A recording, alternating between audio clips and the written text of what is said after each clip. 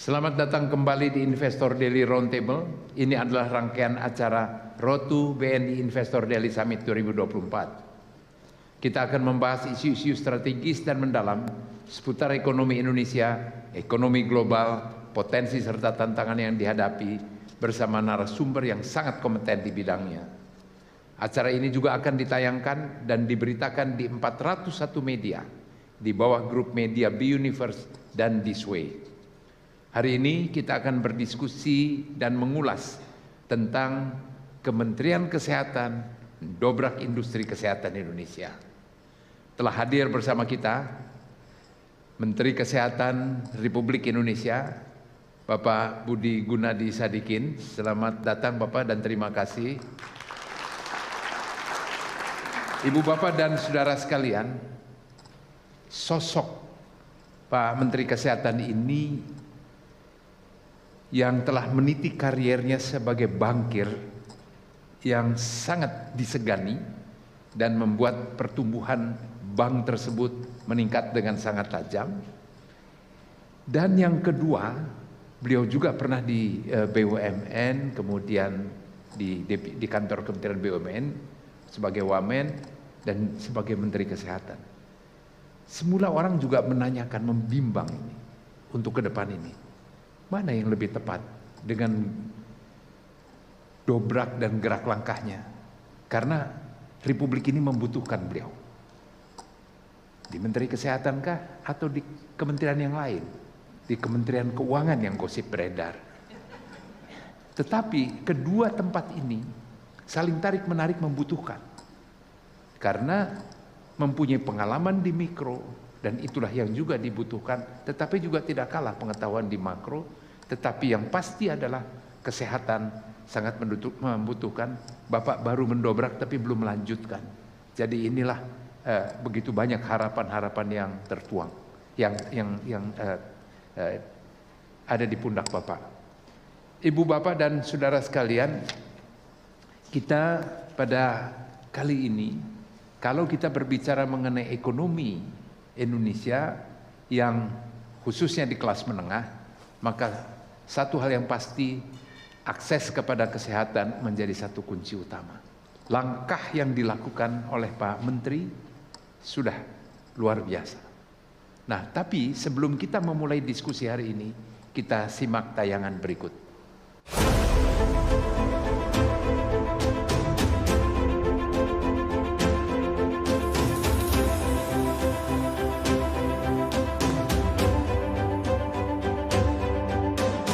Menuju Indonesia Emas 2045, masyarakat yang sehat dan berkualitas menjadi salah satu pilar utamanya. Industri farmasi menjadi salah satu yang memainkan peran sangat krusial dalam memastikan pelayanan kesehatan berkualitas dan terjangkau bagi seluruh lapisan masyarakat.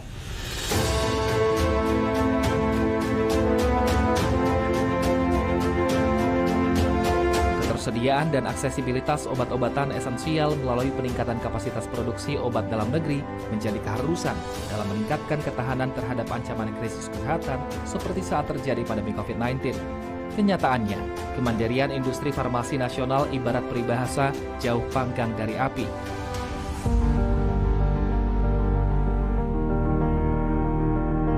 Betapa tidak, sekitar 90% bahan baku obat masih diimpor, terutama dari Cina dan India. Sangat ironis, di tengah masifnya insentif yang dikucurkan pemerintah untuk membangun industri bahan baku obat dalam negeri, mulai dari super tax deduction hingga tax holiday untuk mendorong pembangunan industri ini. Tingginya impor bahan baku farmasi menjadi biang kerok mahalnya harga obat di tanah air.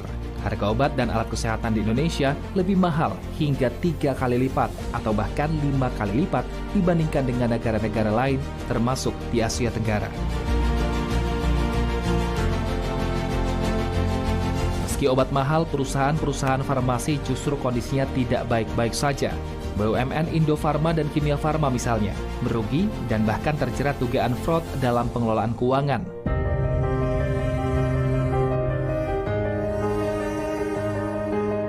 Data Gabungan Pengusaha Farmasi Indonesia, GPFI, menunjukkan bahwa pada tahun 2022, pasar obat farmasi tembus hingga 120 triliun rupiah. Penjualan obat-obatan kategori resep dokter mendominasi hingga di atas 60% dibandingkan obat dijual bebas.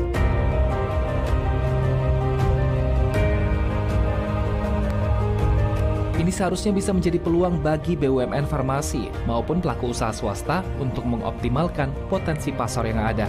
Seiring dengan langkah pembangunan SDM unggul, pembangunan industri bahan baku obat kini sangat mendesak.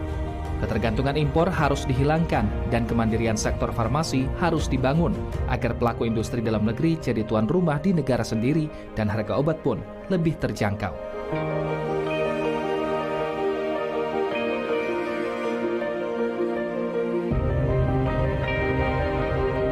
Undang-undang Kesehatan diharapkan dapat mendorong inovasi dan kemandirian ketahanan farmasi dan alat kesehatan.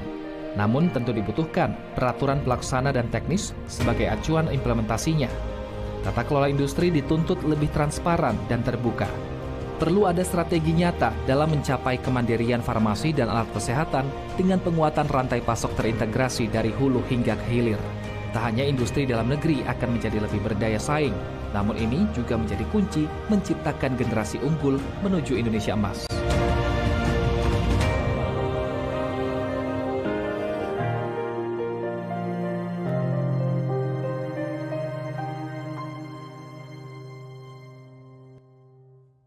Kita telah menyaksikan atau mengikuti apa yang telah dilakukan. Pak Menteri sudah mendobrak untuk mengisi kebutuhan dokter. Berbagai diskursus yang terjadi tetapi tidak menyurutkan langkah Pak Menteri.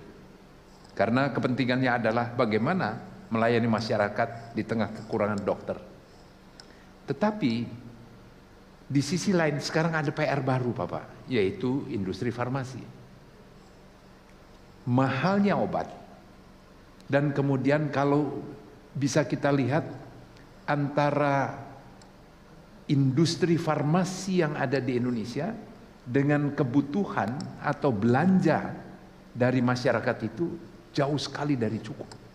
Ketimpangan yang terjadi. Sehingga ketergantungan kita pada impor itu luar biasa. Industri farmasi yang kecil ini, yang sedikit ini, yang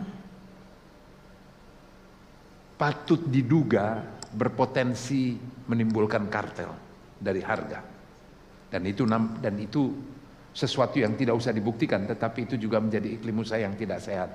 Nah Pak Menteri, nih Bapak kapan mendobrak ini Pak? Dan apa yang harus lakukan? Karena rakyat menunggu dan menantikan ini. Dan pasti Bapak Presiden setelah pembicaraan rapat itu pasti banyak memberikan pesan apa Pak? Perintah dari beliau Bapak. Jadi terima kasih nih. Kita memang pelayanan, saya waktu naik dititipin sama Bapak Presiden bahwa harus fokusnya ke masyarakat. Kita memberikan layanan kesehatan ke masyarakat. View-nya dari sana. Nah di mata masyarakat sebenarnya yang berhubungan dengan kesehatan yang penting aksesnya mudah, kemudian kualitasnya bagus dan harganya murah, gitu ya, harganya murah. Untuk jumlah dokter dan alat kesehatan yang kita bagi banyak itu meningkatkan akses, Pak, meningkatkan akses. Itu juga mungkin menurunkan biaya karena nanti jumlah dokternya akan semakin banyak sehingga kompetisi terjadi, rumah sakitnya juga banyak, kompetisi terjadi. Itu kan jadi nanti akan ada murah. Nah, yang Bapak Presiden dengan jeli melihat, Pak Menkes, ini saya banyak teman-teman bilang bahwa harga obatnya mahal. Supaya itu tadi, supaya biayanya murah, itu tadi. Dan kita cek, sesudah arahan Bapak Presiden, kita juga sudah dengar sebelumnya, coba kita cek, memang harga obat di kita itu range-nya bisa 1 kali sampai 5 kali lebih tinggi. Jadi 100% sampai 500% lebih tinggi. Nah, cuman ada juga obat-obatan kita yang lebih murah dibandingkan di negara lain seperti Malaysia sama Singapura. Nah, jadi obat-obatan itu ada 3 kategori. Yang pertama adalah kategori yang generik. Ini yang dibeli oleh BPJS untuk sebagian besar masyarakat kita. Ini hasil penelitian kita, itu di bawah harga Malaysia sama Singapura. Ya. Jadi beruntunglah pasien-pasien kita yang pakai BPJS dapat obat generik karena harganya itu di bawah. Kategori kedua adalah obat yang generik tapi di brand, pakai merek, isinya sama, cuma dipakai brand. Gitu. Ini kita lebih mahal dari Malaysia. Itu tadi yang 1,8 sampai 5 kali. Kategori ketiga adalah obat paten. Jadi obat yang dibuat oleh industri farmasi internasional dan dijual di seluruh dunia. Nah ini Indonesia balik lagi lebih mahal. Jadi masalah obat mahal sebenarnya itu masalah, kalau saya lihat masalah golongan menengah ke atas. Kenapa? Yang lebih mahal itu obat branded generik dan obat paten.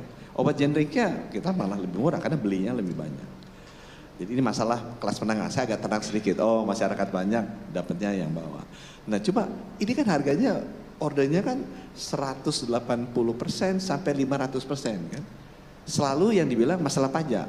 Saya bilang, oh saya pernah jadi bankir lama, pajak itu kan PPN, apa bea masuk, itu kan ordernya 11%, 5%, 7,5%. Sulit buat saya, nalar saya, kok bisa menyebabkan dampaknya bedanya 100% atau 500%. Nggak mungkin karena pajak, kan kalau pajak paling bedanya 30%, 40%. Ini bedanya 100%, 500%. Jadi kita teliti nih sama Ibu Rizka tuh, dirjennya saya. Memang yang bikin mahal bukan itu. Yang bikin mahal adalah, Bapak mungkin lebih memahami, marketing and education expenses. Itu yang membuat harganya lebih mahal, bukan pajak. Jadi kenapa obat branded generic kita dan obat paten kita jauh lebih mahal, bisa 100% sampai 500% di atas negara lain, karena komponen biaya marketing and education expenses. Saya berhenti dulu di sini deh, sebelum nanti saya kembalikan. Silakan. Pak Menteri, biaya marketing yang kita ketahui bahwa pabrik farmasi melalui distributornya yang di D3 paling tidak, maka dia harus meyakinkan dokter yang begitu sedikit dokter itu untuk bergunakan. Kemudian yang kedua, dia juga harus menyelenggarakan seminar untuk surat izin dokter yang Pak Menteri sudah cabut. Kalau tidak kasihan itu. Nah, ini baru satu aspek Pak Menteri. Tapi kalau kita lihat sekali lagi dari sisi yang lain, bagaimana industri farmasi itu bisa tumbuh di Indonesia. Insentif yang diberikan itu yang berupa tax holiday itu hanya indah judulnya, tetapi sangat terbatas untuk bisa diambil. Sehingga dengan demikian maka tidak atau sulit diharapkan adanya industri farmasi baru di luar dari entry barrier yang diciptakan itu tadi, yang menciptakan. Jadi sekarang Pak Menteri membutuhkan dobrakan baru Bapak ke kanan ke kiri Pak, bukan hanya ke bawah Pak, ke teman-teman di kabinet. Jadi memang saya posisinya punya dua objektif. Satu objektif kan kita ingin memastikan harga layanan kesehatan termasuk obat itu terjangkau. Di sisi lain kita ingin agar industri kesehatan Indonesia, bukan hanya farmasi ya, bisa industri farmasi, bisa industri alat kesehatan, bisa industri layanan kesehatan seperti klinik, kemudian rumah sakit milik swasta, ini berkembang, kompetitif. Sehingga orang Indonesia nggak usah import, nggak usah cari keluar gitu kan, supaya ini berkembang, kompetitif. Itu balance-nya kan kita mesti pakai. Nah, kita masuk sekarang farmasi. Sebagai background ya, sebagai background. Total belanja kesehatan nasional kita sekarang review tuh setiap tahun. Itu National Health Account. Itu sekitar 500 triliunan, 550 triliun. Itu dibagi 3 lah. Biasanya sepertiga untuk industri farmasi. Jadi income-nya industri farmasi kemarin saya baru lihat dari IQVIA sekitar 136 triliunan sekarang. paling besar yang domestik, yang luar negeri malah kecil. Kemudian yang income sepertiganya lagi ke industri alat kesehatan, sepertiga lagi dari 550 triliun ini ke industri layanan kesehatan, rumah sakit, klinik dan sebagainya. Nah, kalau kita fokus ke industri farmasi yang sepertiga ini sekitar 136 triliun, ini yang kita juga mau kembangkan kan, supaya independen nanti kalau ada pandemi lagi udah ada di Indonesia. Kalau ini juga kita matiin dengan cost yang semurah-murahnya nggak hidup, tujuan kita yang satu lagi kan nggak tercapai. Jadi balancing ini mesti dijaga oleh kita sebagai regulator. Nah, saya ngelihat beberapa analisa saya ya, walaupun ini mungkin agak cross sections dengan Kementerian Perindustrian, ya, memang terlalu fragmented, terlalu kecil. Kalau kita di perbankan dulu ingat nggak punya bank banyak banget, nggak akan kompetitif karena ada legal lending limit, ada capital adequacy ratio terlalu kecil. Jadi emang harus ada dorongan dari sisi regulasi agar normal, unforced, natural merger itu terjadi, konsolidasi dari industri terjadi. Supaya kita memiliki industri-industri farmasi yang lebih besar. Ya. Itu di mata saya itu harus terjadi. Yang nomor dua, dan kalau konsolidasi terjadi itu efisiensi terjadi, economic of scale terjadi, itu bisa dapatkan. Yang kedua memang pemerintah harus memiliki kebijakan yang konsisten, ini yang susah dia. Konsisten untuk biasnya ke industri dalam negeri. Jadi ya beda-beda dikit harga, jangan kemudian dikejar-kejar aparat penegak hukum gitu kan. Kalau kita pengen membesarkan porsi dalam negeri. Tapi kita mesti punya sasaran yang jelas, boleh nih ya tahun pertama sedikit di atas, tapi 5 tahun udah mesti sama dong. Ya. Nanti dalam 10 tahun udah mesti lebih rendah dong. Kenapa? Karena memang kan size-nya besar kita, size-nya besar. Jadi yang kedua tuh pemerintah memang harus punya affirmative policy untuk membesarkan industri-industri farmasi yang nanti sudah terkonsolidasi seperti tadi. Dan yang ketiga, balik lagi yang tadi. Ini sebenarnya industri farmasi juga saya udah lihat, Pak, kos saya segini Pak. Tapi marketing saya tuh 3 kali kos, gitu kan artinya. Kenapa? Karena memang ya environment-nya seperti itu Pak. Saya jual yang diatur tuh harga eceran tertinggi Pak. Nggak boleh lebih berapa 20% dari 28% dari harga net apotik. Tapi harga net apotiknya ini yang nggak diatur. Ini bisa 5 kali cost of goods sold-nya saya. Sebenarnya saya nggak butuh itu. Saya margin 20-30% udah seneng. Cuma di practices-nya di ini seperti ini. Belum lagi nanti habis net apotik dikasih rumah sakit. Rumah sakit juga di Indonesia bisa ada yang bisa 50%, bisa 100% kasih margin di atas gitu. Karena ada sekali lagi intransparency dari the whole ecosystem dari industri ini. Nah itu kita mesti perbaiki. Istilah kalau buat saya yang perbaikan nomor 3, kita membuat semua di sektor farmasi ini jadi lebih transparan. Jadi publik tahu, kalau saya datang di rumah sakit Cipto, saya beli paracetamol misalnya 1.000 per tablet, saya beli di rumah sakit Hasan Sadikin yang bisa pakai US, loh kok 5.000 per tablet, kan nggak mungkin itu kan. Tapi kalau ada transparansi orang bisa lihat, oh, ini aneh nih, ini aneh. Sampai kalau saya suka bilang, kalau kurs Pak ini kan Pak Enggar, kalau kurs nggak mungkin lah ada money changer jual $1 16.000, ada yang jual 30.000 dibeli gitu. Kan nggak mungkin, orang udah tahu. Nah kalau di kesehatan kan nggak gitu Pak. Harganya nggak semua orang tahu bahwa untuk obat yang sama, untuk layanan kesehatan yang sama, itu harganya bisa beda 3 kali lipat, 4 kali lipat, hanya geser mungkin jalan 1 kilo. Nah itu yang kita nanti mesti perbaiki lah. Supaya dengan demikian bisa menekan tata kelola, distribusi, marketing, education ini supaya lebih benar. Karena publik akan give pressure. Jadi itu tadi ya, konsolidasi saya rasa penting. Nomor 2, affirmative policy, konsisten Pak. Jangan hanya 6 bulan atau 12 bulan. Konsisten selama 5 tahun membesarkan industri dalam negeri. Kemudian yang ketiga, memang harus dirapihkan transparansi dan tata kelola dari industri dalam negeri. Supaya buat mereka juga nggak terlalu banyak beban buat para industriawan. Pak, tapi e-katalognya barangkali Bapak mohon untuk ditinjau juga Pak. Karena komponen importnya lebih tinggi daripada yang lokal. E-katalog ini nggak sempurna ya, baru jalan. Bagusnya apa? Kita sekarang beli banyak dari dalam negeri. Lebih banyak lah Pak dibandingkan yang dulu kan, karena ada dorongan dari Kemenko. Cuma yang saya lihat nomor 1, tata cara buat masuk e-katalog ini harusnya di-adjust untuk lebih itu tadi, nomor 2. Afirmasi yang ke dalam negeri, jangan dipatok misalnya 30 terus. Udah ada yang 40% TKDN, harusnya 30 digeser, 40% masuk masuk dulu. Udah ada naik jadi 60, jadi geser yang 60 masuk dulu. Itu kan nggak terjadi sekarang. Itu mesti disempurnakan. Yang kedua, sekarang harga e-katalog Pak, Bapak juga tahu. Itu harga yang jauh di atas harga sebenarnya. Jadi harga pesanan-pesanan udah masuk ke e-katalog, itu kita mesti rapikan lagi. Orang swasta bisa beli harganya 8M, e-katalog bisa 12M, kan 50% lebih tinggi. Itu juga kita mesti perbaiki sih Pak. Nah Pak, kalau upaya untuk mendorong industri farmasi ini ada. Selain tadi, baru satu aspek mengenai fasilitas atau insentif yang diberikan.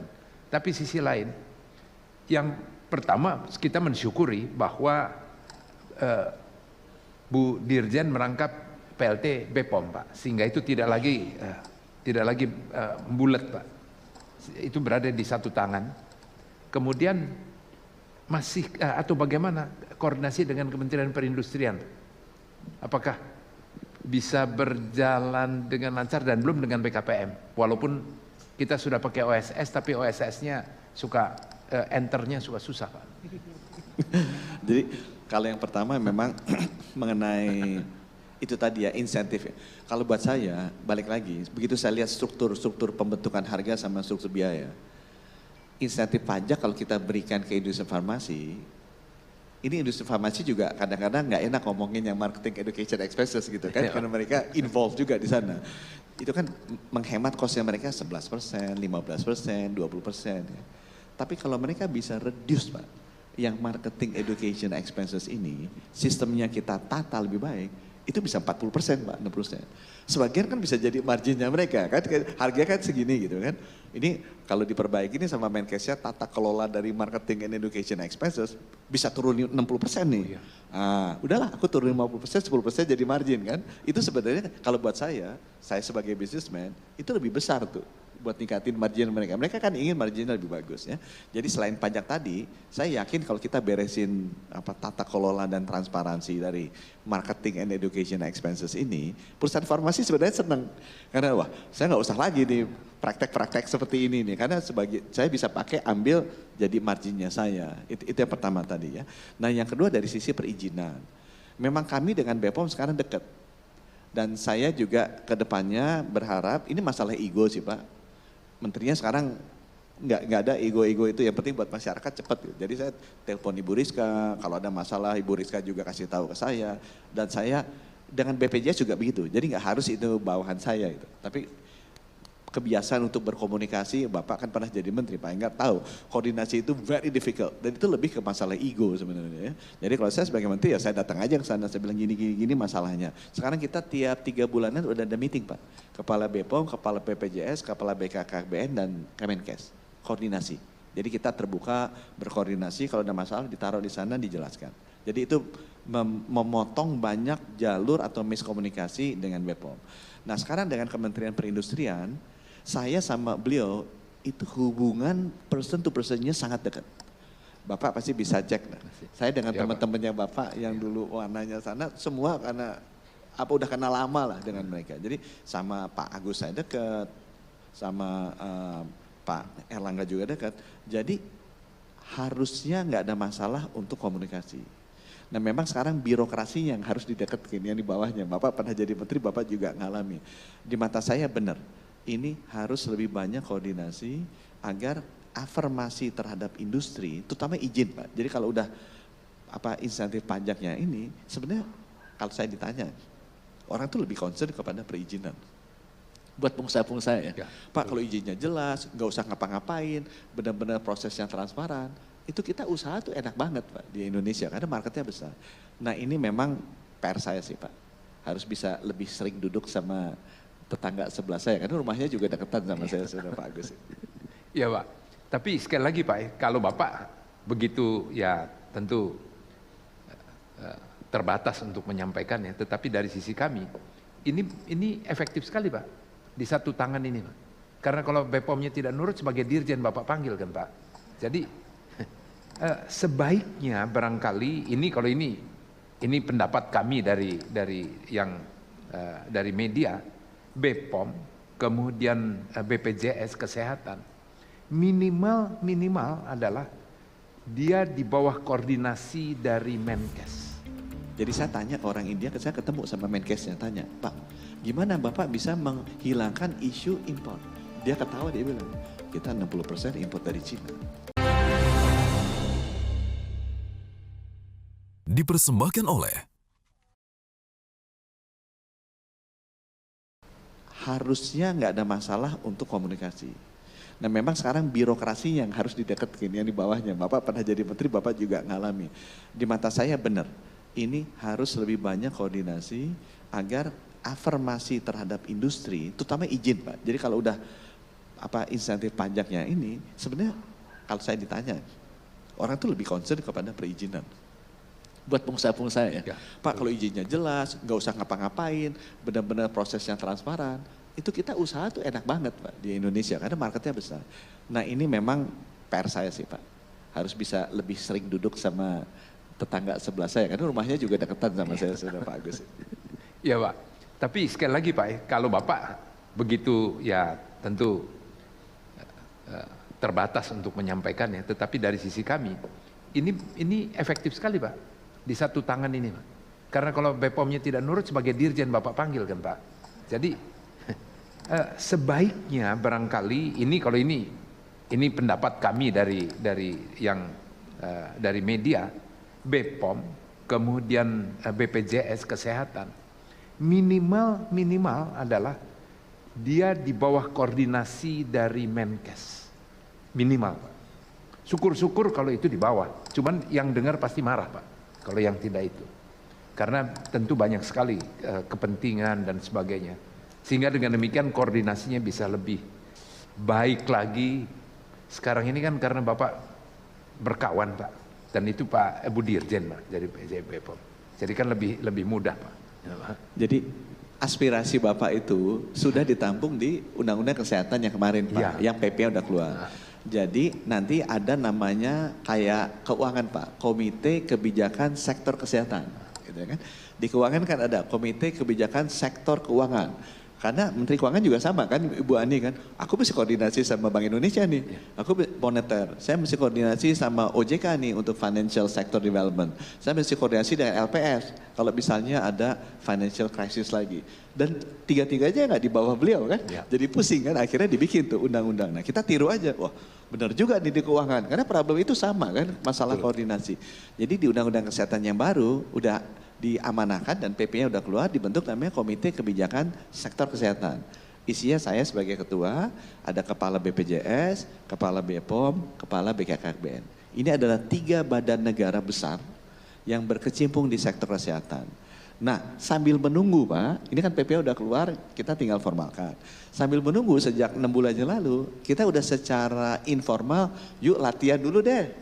Bisa jalan apa enggak? Karena ini kan bukan hanya masalah legalnya Pak, ini kan lebih masalah personal communication and approach. Dan begitu kita udah jalanin, kita udah 2 kali atau 3 kali meeting, 3 kali ya, lancar kok Pak. Ini masalahnya udah meeting pertama saya lupa di mana meeting pertama, di Labuan Bajo, jadi bukan di Kemenkes, yang ngatur Menkes. Abis itu meeting kedua yang ngatur BPJS di Jogja, meeting ketiga yang arrange-nya BPOM, kemudian BKKBN, jadi muter Pak. Jadi masing-masing mengatur pertemuan ini, merasa miliknya mereka juga, dan kita diskusi problemnya apa aja sih. BPOM melihat Kemenkes problemnya apa, ini nih Kemenkes begini, BPJS dari Kemenkes problemnya apa sih, begini, sok tahu apa aja. Udah kita taruh aja di sana, nah kita solve satu-satu. Jadi sebenarnya secara formal sudah dibentuk, tapi even secara formal yang buat saya lebih penting, ini informalnya, komunikasinya, managing egonya dari pemimpin-pemimpin ini, kalau ini bisa kita koordinasi dengan baik, bagus juga kok Pak hasilnya. Pak Enggar kan pernah jadi menteri, merasakan juga kan gimana koordinasi itu, betapa susahnya antar kementerian lembaga. Betul. Pak, sekarang bicara bahan baku Pak. Bahan baku ini ketergantungan kita dalam tanda kutip adalah dari India dan China Pak. Dengan catatan porsi China masih jauh lebih besar. Pada waktu yang lalu saya mendapatkan himbauan dari India karena neraca perdagangan kami surplusnya jauh, sedangkan ke China kita defisitnya besar pada waktu itu. Kemudian memberikan catatan itu, kami lapor Pak Presiden memerintahkan agar dialihkan dari harga, dari kualitas tidak kalah. Tapi nampaknya sulit. Nah, sebenarnya yang paling tentu diharapkan dan didambakan adalah bagaimana kalau mereka juga membuat atau bekerja sama dengan industri dalam negeri untuk membuat bahan baku dengan sebagian masih tetap import komponennya, tapi dibikin di sini. Waktu itu India bersedia, Pak. Hanya persoalan memang waktu itu Undang-Undang Cipta Kerja belum, sehingga proses itu begitu menyulitkan dan ada keengganan. Saya khawatir, mudah-mudahan tidak benar, karena namanya praduga kan boleh, Pak, dan kami diizinkan untuk menyampaikan praduga dan laporan kepada Pak Menteri. Adalah ada transfer pricing, Pak. Dari situ ada keterikatan dengan sumber tertentu di dalam membentuk ini. Sehingga itu juga sebenarnya satu komponen yang kemudian membuat generic itu yang branded sehingga dia mahal. Nah ini bagaimana upaya yang barangkali kalau memang itu salah satu hal yang menarik untuk Bapak dorong, atau apakah itu layak untuk dilakukan? Ini industri ya, jadi industri, saya mencoba mewakili Pak Agus Gumiwang ini ya, temannya Bapak, terkait dengan industri farmasi ini. Saya kan pernah jadi Wakomen Pertamina ya. Kita kan punya, di mana sih yang kayak Chandra Asri punya tuh, kita punya satu refinery yang bisa produksi BTX kan, bensin, toluene sama xylene. Itu kan petrochemicals products ya.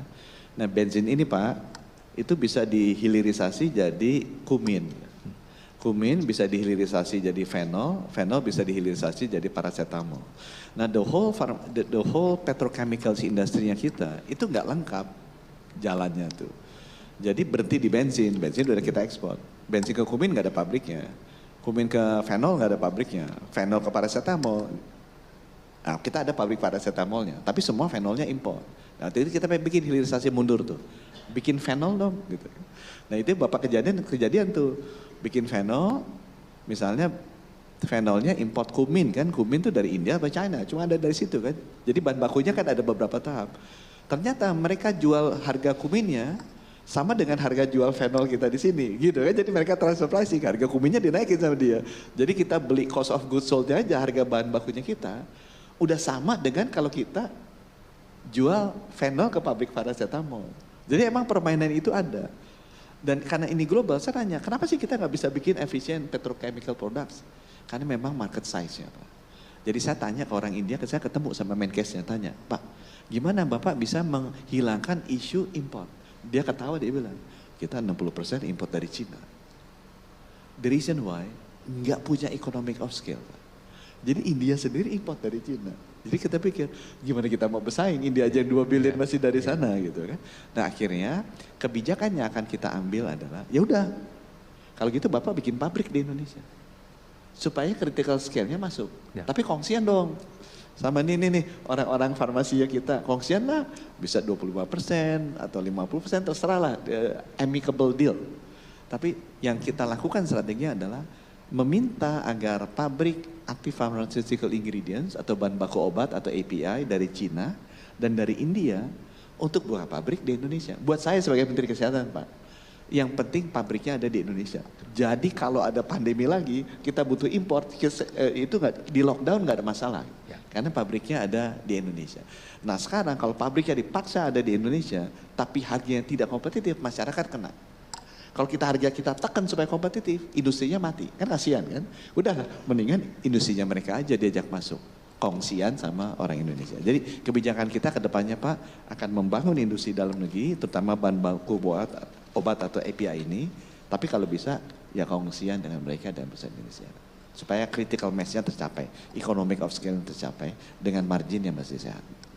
Masih banyak sekali Pak persoalan yang sebenarnya dari data yang kami miliki di media ingin sekali disampaikan, tapi sebelum nanti kami persilahkan kalau toh ada pertanyaan dari ibu bapak yang hadir, ada catatan lain Pak. Bapak berhasil Pak untuk fasilitas kesehatan sampai di desa. Tetapi kemudian tiba-tiba yang dokternya kurang, kemudian itulah yang Bapak lakukan, terobosan. Tetapi, dan juga rumah sakit. Rumah sakit yang milik pemerintah, sudah Bapak lakukan berbagai hal, berbagai langkah yang agak out of the box, agak keras gitu. Kalau tidak disebutkan agak ekstrim, Pak. Tetapi memberikan dampak yang positif. Hanya daftar antriannya semakin banyak di situ, semakin meluber. Dan demikian juga dengan rumah sakit umum daerah. Tapi masih ada rumah sakit yang setengah pemerintah, Pak, dimiliki oleh BUMN, tetapi setengah-setengah aja. Itu apakah nggak lebih baik, Pak, sehingga lebih mudah koordinasinya? Ataukah memang karena Bapak pernah di BUMN juga, apakah memang lebih baikkan mereka di sana aja, kalau di sana nasibnya juga bisa sama, tidak terkoordinasi? Bapak ini kan hidupnya lebih lama dari saya. Jadi pernah lihat presiden terlibat sebagai ring dekatnya presiden zamannya Orde Baru dulu kan. Memang begitu saya masuk, Pak, saya kan di perbankan. Saya ngelihat bedanya zaman dulu dengan zaman sekarang.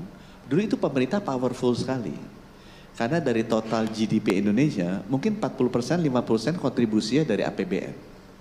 Jadi everything is driven by the government, pemerintah. Presiden dan menteri-menterinya powerful sekali. Bapak Ibu kalau lihat struktur ekonomi Indonesia sekarang, dari sekitar berapa lah 1 triliun US ya, 16.000 triliun rupiah itu mungkin yang kontribusi pemerintah itu cuma 15%, 16%. Jadi saya selalu kembali bilang ke teman-teman nih, nggak bisa pakai persepsi lama bahwa pemerintah fiskal is everything. Tugasnya kita sebagai kementerian lembaga hanya sebagai catalyst, hanya sebagai facilitator untuk membuat swastanya bergerak. Kalau kita masih berpikiran, memiliki attitude, ketinggian hati seperti dulu, swastanya gerak, whatever we do will not move the needle, economic growth nggak akan tercapai. Yang punya balance sheet, yang punya size sekarang di swasta. Jadi tugas kita sebagai pemerintah membuat aturan sebaik-baiknya, semudah-mudahnya, agar swasta mau grow the economy. Nah itu attitude itu berubahnya nggak mudah tuh di kalangan pemerintah. Karena mereka merasa rumah sakit pemerintah segalanya. Lah rumah sakit pemerintah mungkin saya cuma 37, swastanya 3.200 gitu kan. Kan nggak make sense jadi kalau kita rumah sakit BUMN segala. Rumah sakit BUMN saya masuk cuma 70 karena saya pernah jadi wamen. Aku yang mengintegrasikan itu. Swasta kan sekarang 2.000 lebih. Nah jadi yang saya ingin sampaikan Pak sekarang, justru kalau di mata saya hanya masukkan rumah sakit pemerintah itu sebagai catalyst, sebagai standard, sebagai benchmark. Nanti diharapkan begitu, semua rumah sakit pemerintah udah ada mamografi, udah ada cath lab dong. Swasta kan lihat, oh pemerintah udah gitu. Oh yang lain 2.000 rumah sakit swasta nanti jadi beli. Dengan gitu nanti kualitasnya jadi naik. Jadi kalau saya ditanya Pak, justru saya inginnya sebenarnya rumah sakit pemerintah pusat, RSUD yang 800, rumah sakit BUMN, itu sebagai catalyst, sebagai benchmark, sebagai standard, sebagai untuk cover yang gak kepegang oleh swasta. Di mana kita bisa memberdayakan, mengencourage, memfasilitate agar rumah sakit swasta ini lebih banyak berperan. Karena gak mungkin pemerintah memiliki uang untuk bisa memprovide layanan kesehatan ke seluruh Indonesia. Nah perubahan attitude itu yang sekarang saya lagi coba ajak nih ke teman-teman Kementerian Kesehatan. Hey, your role is a regulator, bukan competitors. Bukan kita mau jadi yang terhebat. Justru rumah sakit RSCM akan bagus kalau rumah sakit se-Indonesia bisa kayak RSCM. Kalau sekarang kan rumah sakit RSCM bang ya, saya paling bagus, saya paling ini. Aku nilainya nggak gitu di RSCM. Kalau kamu paling bagus segala macam, kamu nilainya jelek.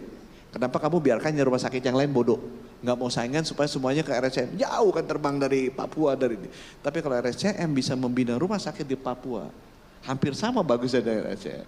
Bisa membina rumah sakit di Ambon, hampir sama dengan RSCM. Oh itu di RSCM-nya hebat. Jadi seperti itu Pak, mendistribusikan kemampuan kepada seluruh rumah sakit yang lain. Ini sangat menggembirakan dan memberikan angin segar Pak, statement Bapak tadi. Dan itu juga sesuai dengan perintah Pak Presiden Jokowi dan juga keinginan dan nampaknya nanti akan menjadi perintah Bapak Presiden terpilih. Apa yang sudah bisa dilakukan swasta, dorong, berikan berbagai insentif. Kalau swasta tidak bisa, baru BUMN. Kalau BUMN tidak bisa, baru APBN. Nah sekarang kan menjadi soal Pak, yang dirasakan.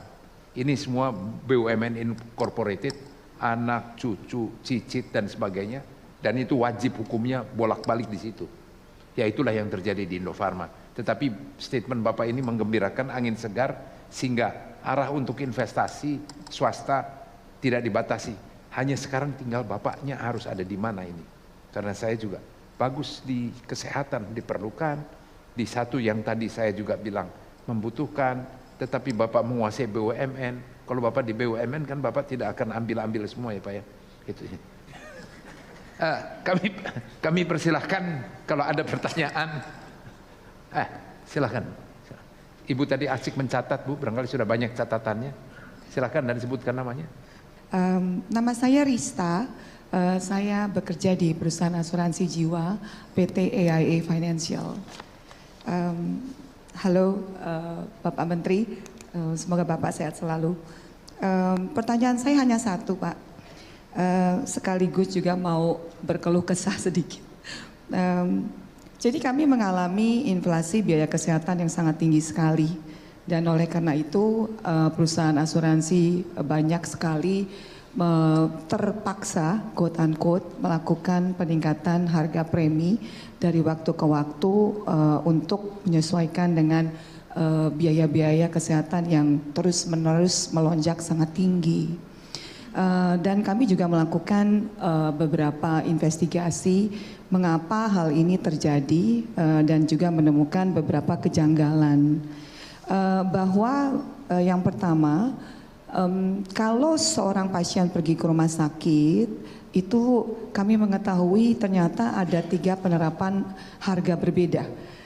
Kalau ditanya apakah ibu datang dengan biaya sendiri, biaya BPJS, atau biaya asuransi, nah itu ternyata hasilnya nanti penerapan biaya untuk penyakit yang sama itu bisa berbeda-beda. Dan oleh karena itu kami membawa permasalahan ini kepada asosiasi kami, yaitu Asosiasi Asuransi Jiwa Indonesia. Dan AAJI kemudian melakukan survei Pak kepada seluruh anggotanya, yaitu para asuransi jiwa. Dan kami menemukan bahwa seperti yang Bapak sampaikan tadi pada penjelasan mengenai transparansi biaya obat maupun biaya layanan kesehatan, untuk penyakit-penyakit yang kami coba sesuaikan dengan penamaan dari INA-CBG,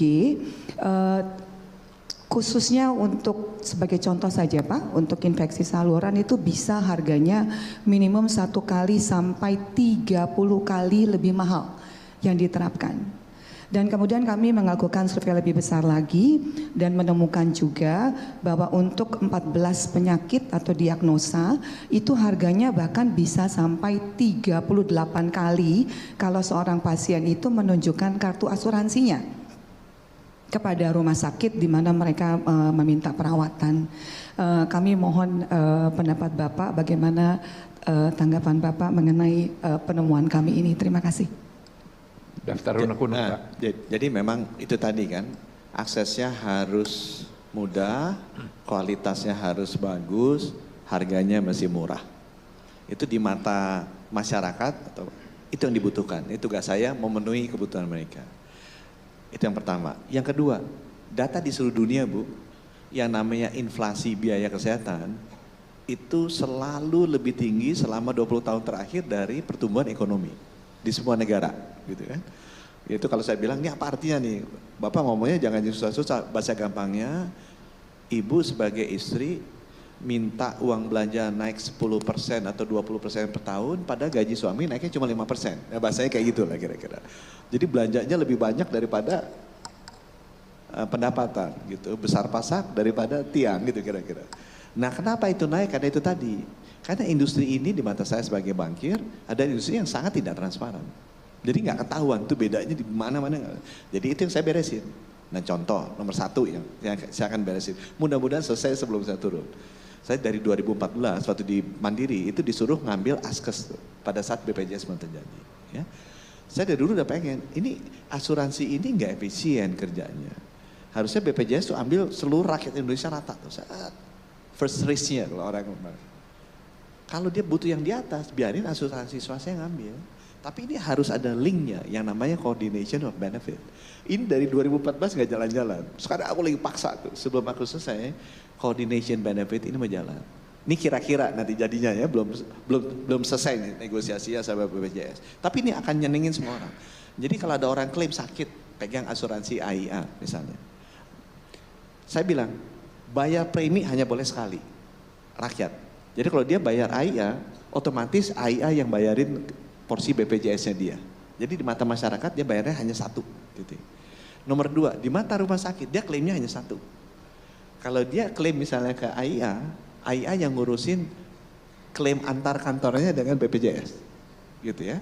Nah gimana antar kantornya nih? Gimana antar kantornya? Ya. Yang lagi didiskusikan adalah kalau pasien klaim dan dia adalah pasti dapat BPJS kan, seluruh rakyat Indonesia BPJS. Tapi dia mau ambil premium, dia ambilnya AIA. Kan? BPJS akan bayar ke AIA 75% dari klaim BPJS-nya dia. Jadi BPJS seneng dong. Wah, aku biayanya dari 100 cuma 75% nih karena coordination benefit ini. Buat AIA senengnya apa? Oh, 75% dari kosnya aku udah ditanggung tuh sama dia. Dan dia tahu tuh INA CBG standarnya berapa. Gitu kan. Jadi kan udah seneng buat AIA-nya kan. Nah rumah sakit dapatnya akan lebih tinggi.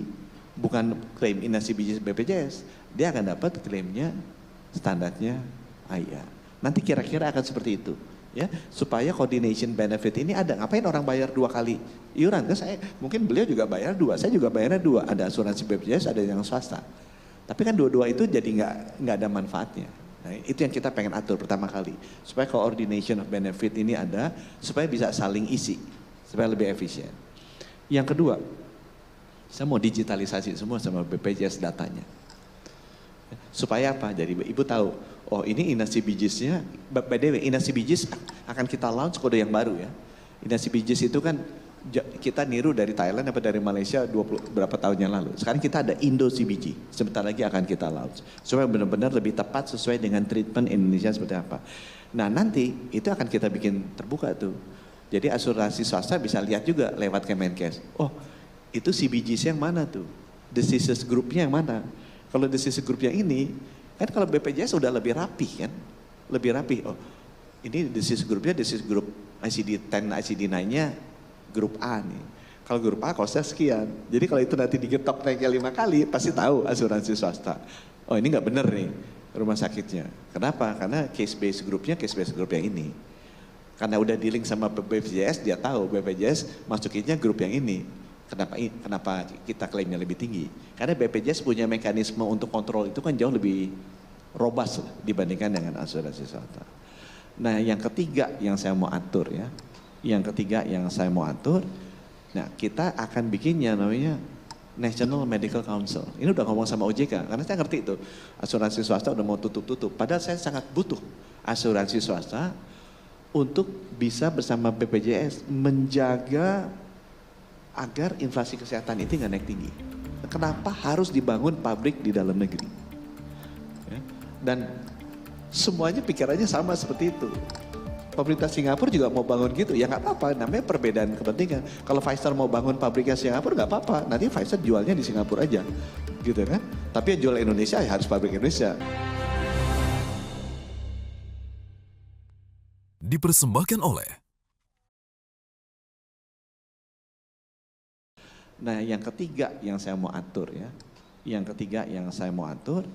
nah kita akan bikinnya namanya National Medical Council. Ini udah ngomong sama OJK, karena saya ngerti itu asuransi swasta udah mau tutup-tutup. Padahal saya sangat butuh asuransi swasta untuk bisa bersama BPJS menjaga agar inflasi kesehatan itu nggak naik tinggi. Karena individu tuh nggak punya negotiating power. Masyarakat tuh nggak punya negotiating power price ke fasilitas kesehatan. Asuransi punya. Itu saya butuh. Di sisi lain saya butuh asuransi untuk protect my people kalau ada ya itu kayak accident atau disastrous incident di mana kesehatan dia deteriorate, dia jangan jatuh miskin karena di cover oleh asuransi. Jadi 2 faktor itu saya sangat butuh asuransi swasta supaya hidupnya sehat. Nah yang ketiga, yang tadi ya jadi nomor 1, ini combined benefit saya akan coordination benefit saya akan jalanin. Yang nomor 2, saya pengen ada transparansi nanti dari data exchange-nya, ya grupnya. Nah, dan sekaligus perubahan grup CBGs-nya, biar asuransi swasta bisa lihat. Nah yang ketiga, saya akan bikin, udah cocok sama OJK, bikin namanya National Medical Council. Jadi kalau BPJS itu ada komite kendali mutu kendali biaya. Itu yang kemarin beberapa rumah sakit kena gitu kan. Itu kan bisa kelihatan, loh kok orangnya usus buntu kenapa mesti di CT scan ya gitu kan.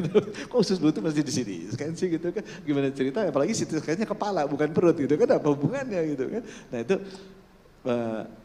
BPJS punya, dan kalau dia besar dia ada. Dan sekarang ada unsur Kementerian Kesehatan maksudnya di sana, untuk bisa menghindari lah praktek-praktek yang di luar kebiasaan normal gitu. Misalnya, sesar di luar negeri, sesar itu hanya diberikan kalau ada indikasi klinis kan, berbahaya untuk pasien di sesar. 16%, 18%. Indonesia sesar 80%. Nah kita bingung kan, dibayari juga sama asuransi swasta 80%. Padahal sebenarnya dia nggak butuh sesar harusnya. Kenapa? Karena tarif BPJS-nya lebih tinggi yang sesar dengan yang nggak sesar. Nah itu kita beresin. Ada satu yang diturunin gitu kan supaya lebih dekat. Misalnya ada lagi yang bilang, orang sesar begitu diprotes bilang, Pak, Bapak mesti adil dong. Itu mata Veiko kecil sekali, biayanya lebih besar daripada operasi sesar. Kan nggak mungkin, hanya gara-gara dulu spesialis mata misalnya atau spesialis radiologi berkuasa, kenapa tarifnya dinaikin. Di Amerika juga Veiko tarifnya udah turun segini, nah itu kita beresin juga. Ya. Jadi semua tarif-tarif itu kita beresin dengan menggunakan namanya National Medical Council ini. Ya isinya adalah orang-orang senior yang akan bisa menjudge. Ini ada excessive treatment nggak yang dilakukan di rumah sakit. Dan nanti karena ada Kemenkes kita punya regulatory power. Jadi kalau nakal, kita peringatin. Kalau enggak, kita turunin akreditasinya, kita berhentikan hubungannya dengan BPJS, kita punish ownernya, itu kita bisa. Ya, tapi intinya adalah supaya jangan abusive, jangan abusive. Ya. Jadi asuransi swasta semangat, walaupun saya dulu pernah pegang asuransi kesehatan, InHealth itu kan di zamannya saya dibentuk. Jadi saya tahu benar perilakunya, titip saya, ya ibu yang benar juga periksaannya. Underwritingnya yang benar, kalau klaimnya diperiksa jangan asal dibayar gitu kan. Kalau mulai ngaco-ngaco ya risk manajemennya juga mesti rapi ya supaya yang hal-hal yang sifatnya abusive ini juga tidak kejadian. Kita dulu koordinasi kok dengan OJK, Pak Ogi itu kan dulu teman saya di Bank Mandiri kan, dan juga bukan hanya asuransi jiwa. Aku heran loh, kok ibu ke asosiasi asuransi jiwa? Karena banyak juga asuransi kesehatan yang masuknya di general insurance. Karena di mata saya kesehatan itu lebih short cycle. Karena jiwa itu kan aktuarianya kan 40 tahun, 50 tahun risk. Kalau kesehatan itu kan a yearly annual risk dibandingkan premium. Jadi nanti kita deketin lah asuransi jiwa dan asuransi general. Gitu. Dah silakan. Ini begitu banyak hal yang nampaknya menjadi PR Bapak sehingga agak sulit diselesaikan dalam satu periode Pak. Kami persilakan kalau ada lagi yang lain. Ya, terima kasih Pak Enggar dan terima kasih Pak Menteri. Saya Khairul Amin dari Pfizer dan juga mewakili IPMG Pak. Mungkin ada 2 pertanyaan singkat Pak. Pertama, kami menyambut baik gitu ya Pak reformasi kesehatan yang telah Pak Menteri lakukan, terutama melalui Omnibus Kesehatan dan juga baru saja dikeluarkan PP Kesehatan minggu lalu ya Pak. Kemudian kalau tidak salah kan akan ada peraturan-peraturan turunan Pak Permenkes. Jadi mungkin yang ingin saya tanyakan untuk Permenkesnya sendiri itu progresnya sejauh apa begitu Pak, dan harapannya dari kami mungkin nanti bisa dibuka ruang diskusi yang seluas-luasnya begitu Pak dengan industri untuk pembahasan Permenkes. Kemudian yang kedua terkait dengan TKDN, tadi Pak Menteri sempat menyebutkan begitu ya Pak, harapannya akan ada peningkatan threshold TKDN ke depannya. Mungkin yang ingin saya tanyakan, apakah ada kemungkinan untuk TKDN itu sendiri nanti dilihat tidak hanya dari segi local content-nya begitu ya Pak, tetapi juga local value. Jadi apa yang industri atau perusahaan itu bisa kontribusikan terhadap pembangunan negeri, misalkan termasuk dengan peningkatan kapasitas SDM di Indonesia. Demikian Pak pertanyaan dari saya. Terima kasih. Ya, jadi yang pertama Permenkesnya itu tiap hari saya meeting tuh supaya cepat. Ya. Kemarin bikin undang-undang lobby sama DPR itu 9-10 bulan, lobby sama kementerian lembaga pemerintah 12 bulan, jadi lebih lama ya. Tapi ini Permenkes ini kan di bawah saya semua ya, tinggal sama Pak Yasona Lawli dan Pak Yasona Lawli itu pendukung kita lah. Jadi harusnya bisa cepat. Itu saya udah lihat ada 12 yang kita akan keluarkan. Jadi saya simplify. Dari misal 80 amanah udah digabung-gabung aja kayak PP-nya kan. Tadi PP-nya kan ada 20. Bikin PP 20 nggak selesai sampai jabatan selesai. Jadi saya jadiin satu aja. Makanya jadinya 1.700 pasal gitu kan. Tapi sekali dikeluarin selesai. Nah saya juga Permenkesnya dari 80-an kita simplify jadi kalau saya maunya di bawah 10. Jadi sekalian bisa selesai lebih cepat. Terus sekarang tiap hari kita meeting. Nanti kita ada Ibu Indah nih, Ibu Indah, masih kenal tuh, itu kepala biro hukumnya kita. Dia diem gitu ya. Dan jadi kalau mau memberikan masukan, minta handphonenya dia nanti sebelum keluar, sebelum dia kabur, minta itu deh. Jadi, tadi aku udah bilang Ibu Indah nggak ada pasal-pasal sisipan. Kalau ada pasal sisipan aku marahin Ibu Indah. Pasal sisipannya Pfizer, pasal sisipannya mana perusahaan farmasi, pasal sisipan dokter nggak boleh. Menterinya baca aja satu-satu. Bisa lolos juga ya, tapi kemarin ada yang lolos juga, kita udah baca begini kok keluarnya jadi begini. Itu kan waduh temennya Pak Enggar pernah di DPR pasti tahu sekali sisipan-sisipan di tikungan akhir ini. Sekarang kita jaga. Nah kemudian mengenai TKDN. Pak, kenapa TKDN ada? Itu simple sebenarnya. Kalau buat saya sebagai Menteri Kesehatan, saya pengen ada healthcare system resiliency. Ini bukan nasionalisme, bukan chauvinisme, tapi pengalaman kita Pak. Kalau kita belinya vaksinnya Pfizer-nya itu import dari luar gitu kan. Begitu itu pandemi di lockdown nggak bisa jalan itu kapal sama pesawat. Pengalaman kita kan gitu. Jadi kalau kita import mati kita masyarakat kita. So that is kalau buat saya sebagai Menteri Kesehatan kenapa harus dibangun pabrik di dalam negeri. Ya. Dan semuanya pikirannya sama seperti itu. Pemerintah Singapura juga mau bangun gitu, ya nggak apa-apa, namanya perbedaan kepentingan. Kalau Pfizer mau bangun pabriknya Singapura nggak apa-apa, nanti Pfizer jualnya di Singapura aja, gitu kan. Tapi yang jual Indonesia ya harus pabrik Indonesia. Kalau mau pabrik Singapura import ke pabrik Indonesia, ya aku beli dari AstraZeneca atau dari Bio Farma, gitu kan. Kalau mau begitu, kenapa? Karena saya harus ada affirmative actions kan. Kalau enggak kan celaka kita nanti begitu ada terjadi ininya seperti apa. Nah Pak tapi Indonesia lebih recet ngurusnya, nah, kasih tahu saya gitu. Nanti aku beresin tuh yang recet-recet itu ya supaya jangan ganggu ya. Tapi prinsipnya semua negara gitu dan saya mengerti juga nggak apa-apa juga. Singapura pengen bangun di Singapura ya silakan. Ya nanti untuk produksi Singapura. Kalau Pfizer mau bangun di Indonesia, mau market Indonesia ya produksi di Indonesia.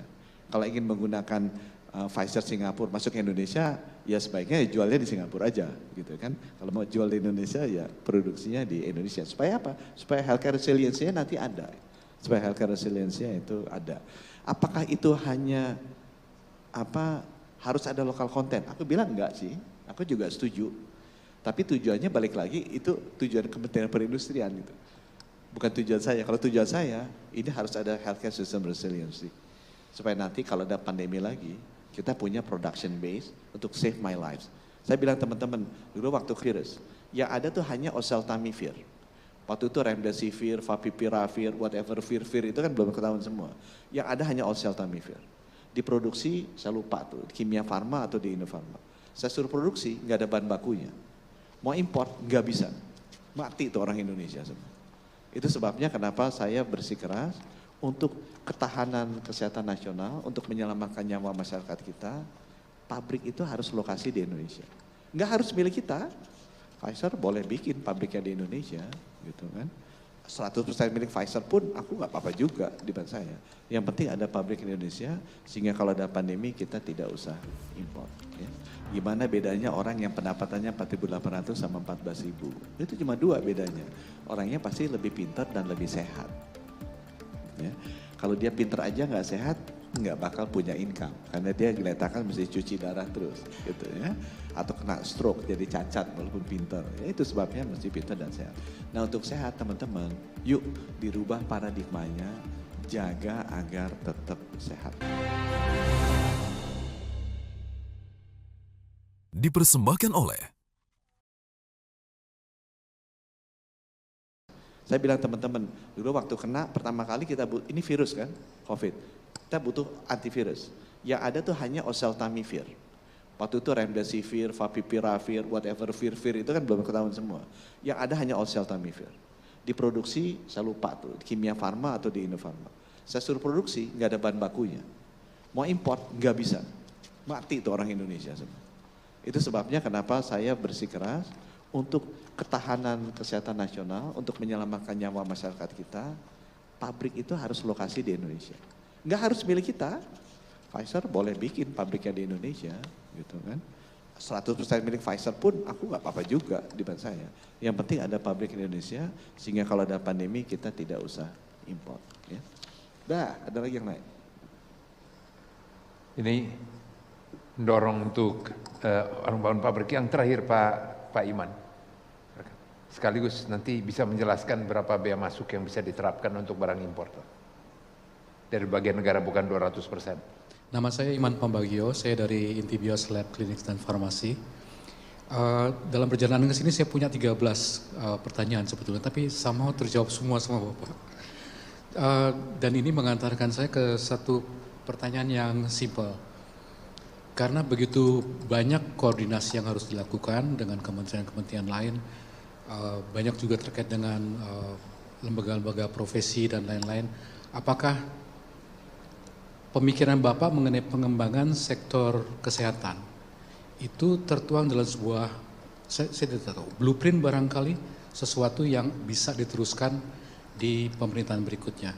Karena kita hanya tinggal punya 3,5 bulan kalau nggak salah, kurang lebih. Tapi mendengar Bapak menjelaskan demikian komplit, Bapak tahu semua konturnya, jadi mulai timbul rasa khawatir. Ini ide-ide bagus begini bisa diteruskan tidak? Apakah ada semacam blueprint yang disiapkan oleh Kementerian Kesehatan bersama kementerian yang lain untuk mengembangkan, memajukan sektor kesehatan di Indonesia? Saya kira demikian Bapak, terima kasih.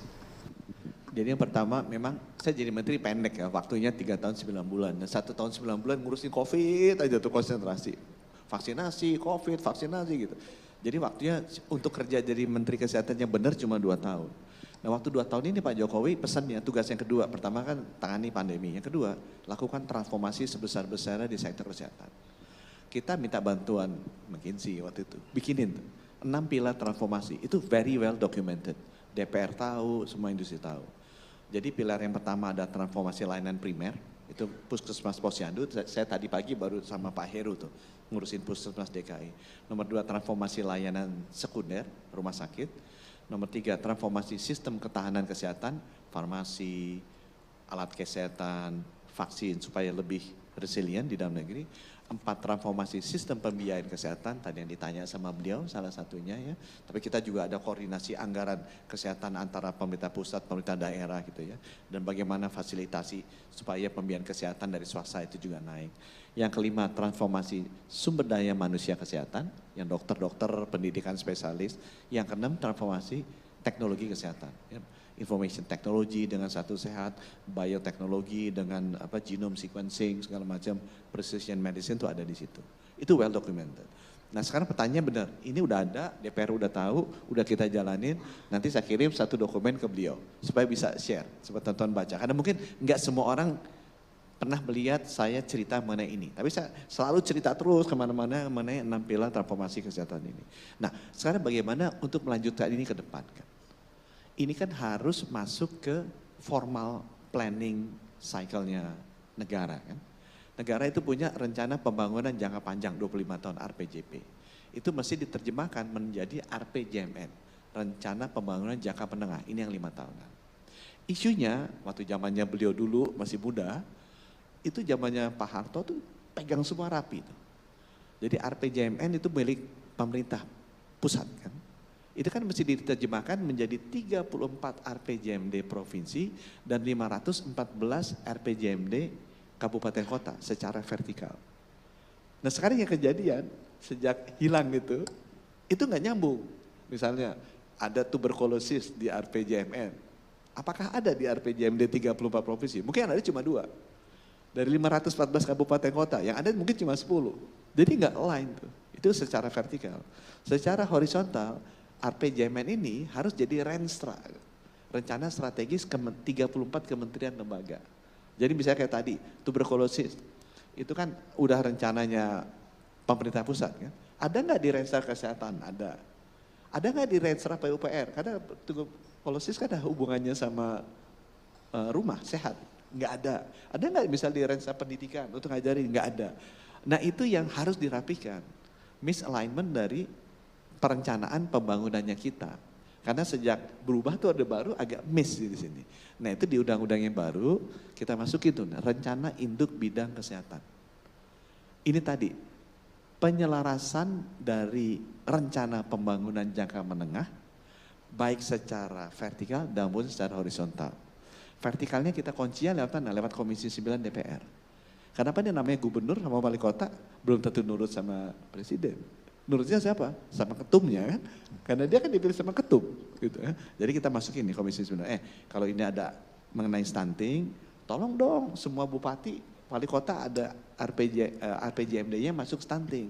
Karena kalau rencana RPJMD ada stunting, nanti di rencana tahunan dan anggaran tahunan APBD-nya pasti ada stunting. Nah itu kita masukin. Nah secara horizontal kita masukin di semua kementerian lembaga. Nah itu diketok tuh di undang-undang, namanya rencana induk bidang kesehatan.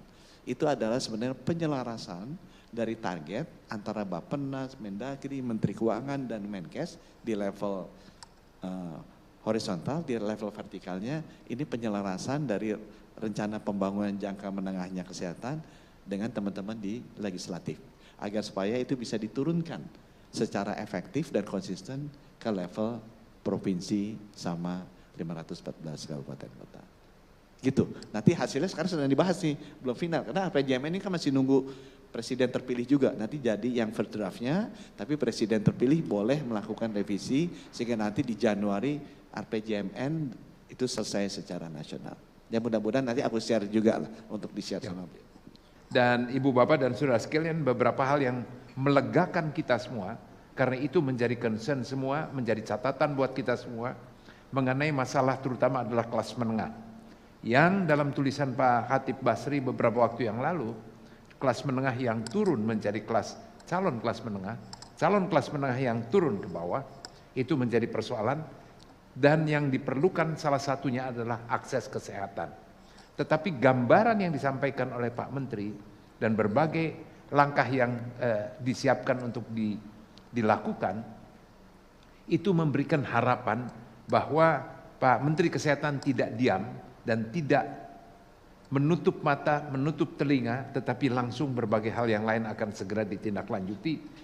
Sejauh tidak bertentangan dengan ketentuan yang ada, maka itu Pak Menkes akan melakukan. Tetapi untuk solusi jangka menengah dan panjang juga telah dipersiapkan.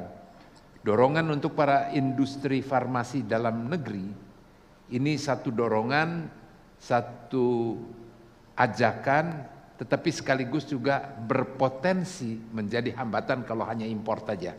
Nah, data impor kita Pak Menteri yang berdasar dari BPS dengan dari sumbernya itu yang berbeda Pak. Dan perbedaannya gapnya itu terlalu jauh. Jadi kita lebih percaya yang secara resmi data BPS harus kita pegang.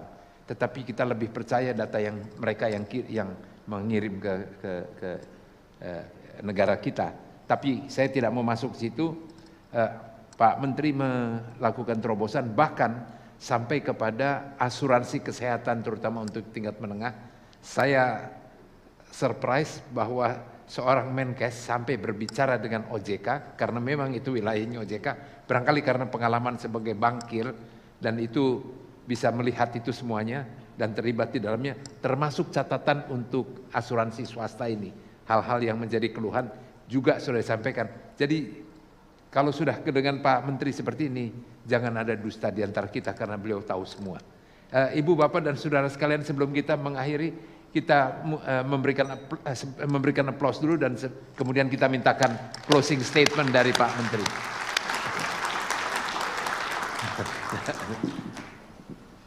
Namanya Menteri Kesehatan.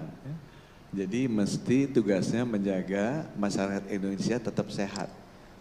Bukan hanya mengobati orang yang sakit. Itu titip pesan saya ke media dan teman-teman sekalian. Ya. Kalau Indonesia pengen jadi negara maju, Negara maju itu income-nya 14.000 per kapita per tahun dolar. Sekarang 4.800. Gimana bedanya orang yang pendapatannya 4.800 sama 14.000? Itu cuma 2 bedanya. Orangnya pasti lebih pintar dan lebih sehat. Ya. Kalau dia pintar aja nggak sehat, nggak bakal punya income. Karena dia diletakkan mesti cuci darah terus. Gitu ya. Atau kena stroke jadi cacat walaupun pintar. Ya, itu sebabnya mesti pintar dan sehat. Nah untuk sehat teman-teman, yuk dirubah paradigmanya, jaga agar tetap sehat. Jangan sampai masuk rumah sakit. Saya bukannya suka ngejek-ngejekin dirutnya RSCM, tapi buat saya kalau rumah sakitnya kosong gitu kan, itu artinya Menteri Kesehatannya luar biasa hebat dan berhasil. Sehingga kita begitu udah tua, nih 60, 70, rata-rata kan 72 tuh, nggak pakai sakit. Tahu-tahu usianya sama kayak Ratu Elizabeth 95, tahu-tahu besoknya meninggal. Nah itu. Jadi saya maunya orang-orang tuh nanti begitu, nggak pernah sakit, tahu-tahu besoknya meninggal aja dipanggil Tuhan, gitu kan? Tanpa pernah sakit. Itu artinya benar-benar Menteri Kesehatannya berhasil dan kesehatan kita berhasil. Jadi tolong untuk sehat itu Bapak Ibu hanya perlu ngatur 2 hal. Yaitu makannya jangan berlebihan, kelihatan dari. Kemudian yang kedua tidurnya mesti cukup. Kemudian olahraganya mesti rutin 30 menit sehari, 5 hari seminggu sampai wafat. Gitu ya.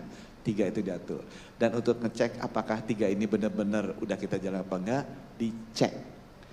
Cek tekanan darah. Ya, aku ulangi lagi nih, Menteri Kesehatannya bilang dia harus di bawah 130/90. Cek gula darah, sekarang ini lagi banyak semua diabetes. Harus di bawah 200. Atau kalau yang punya duit HbA1c-nya di bawah 5,7. Cek lemak darah. Tekanan darah, gula darah, lemak darah.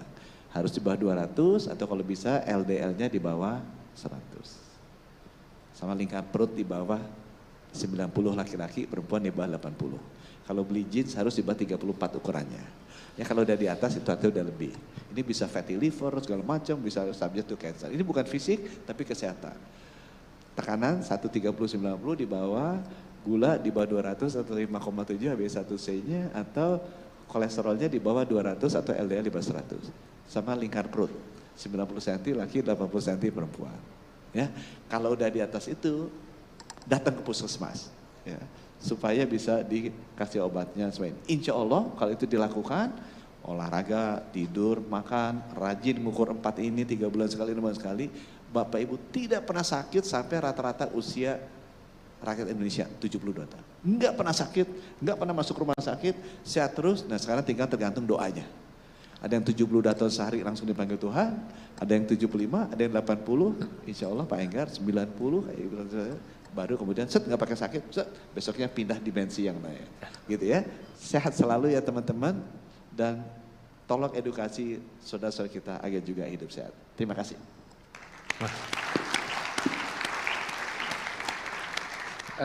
Luar biasa, sangat detail penguasaan masalahnya dan angin segar betul bagi seluruh masyarakat dan juga bagi industri farmasi.